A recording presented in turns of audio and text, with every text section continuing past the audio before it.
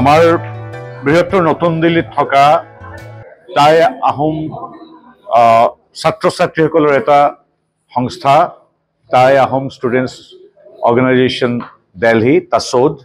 তেওঁলোকে আজি ইয়াত নৱাগত সকলক আদৰণি জনাইছে আৰু উত্তৰ পূৰ্বাঞ্চলৰ ইয়াত থকা বিভিন্ন জাতীয় অনুষ্ঠানৰ প্ৰতিনিধিসকল ইয়াত অংশগ্ৰহণ কৰিছে খুব সুন্দৰ আয়োজন গতিকে তাত আজি উপস্থিত হৈছোঁ ইয়াৰ মূল আকৰ্ষণ হ'ল মূল গুৰুত্বপূৰ্ণ অংগটি হ'ল প্ৰাণৰ শিল্পী জুবিন গাৰ্গক সশ্ৰদ্ধ স্মৰণ গীতে মাতে সকলো ফালৰ পৰা নতুনকৈ অহা ছাত্ৰ ছাত্ৰীসকলক জ্যেষ্ঠজনে যিদৰে মাৰ্গদৰ্শন দিছে সমান্তৰালভাৱে আমাৰ মৰমৰ শিল্পীজনক আজি শ্ৰদ্ধা আৰু মৰমেৰে স্মৰণ কৰিছে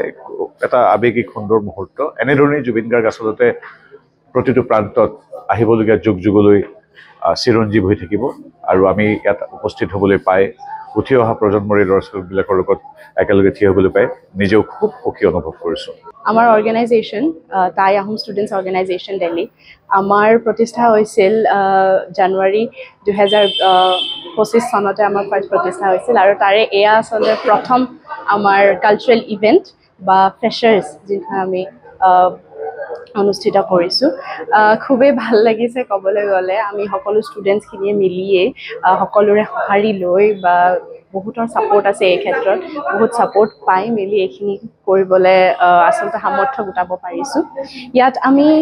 আমাৰ অৰ্গেনাইজেশ্যনৰ মূল অবজেক্টিভ বা এম্বিশ্যনটো আছিলে কালচাৰেল ৰিভাইভেলিজম আহোমসকলৰ আমাৰ জাতিটোৰ যি এটা লেংগুৱেজ বা কালচাৰেল হেৰিটেজ আছে খুব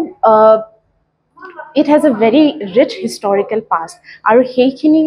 কালচাৰ বা হেৰিটেজ যদি আমি দিল্লী নিচিনা এখন কেপিটেলত দেখাব পাৰোঁ তেনেহ'লে মই ভাবোঁ যে আমাৰ ষ্টুডেণ্টসকলৰ কাৰণে ইয়াতকৈ একো